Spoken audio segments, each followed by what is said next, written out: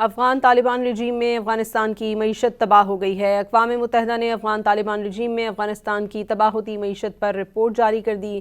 اقوام متحدہ کے ترقیاتی پروگرام کی تازہ ترین رپورٹ کے مطابق افغانستان میں معیشت تباہی کے دہانے پر ہے۔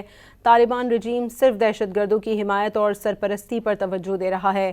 افغان طالبان نے سرمایہ کاروں کے اعتماد کو زمیں بوس کر دیا اور معیشت تباہ ہو گئی۔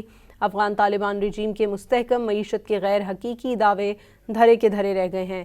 رپورٹ کے مطابق افغان طالبان رجیم کی انتہا پسند پالیسیوں کی وجہ سے سرمایہ کار خوفزدہ ہیں۔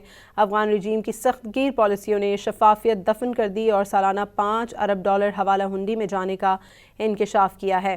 افغان طالبان رجیم میں صرف 6% افغان آبادی کے پاس بینک اکاؤنٹ ہیں۔ غاصب طالبان رجیم سے بچنے کے لیے 16 لاکھ سے زائد شہری ملک چھوڑ چکے ہیں۔ طالبان رجیم کی خواتین پر تعلیم و ملازمت پر پابندیوں نے معیشت کا بحران مزید گہرا کر دیا ہے۔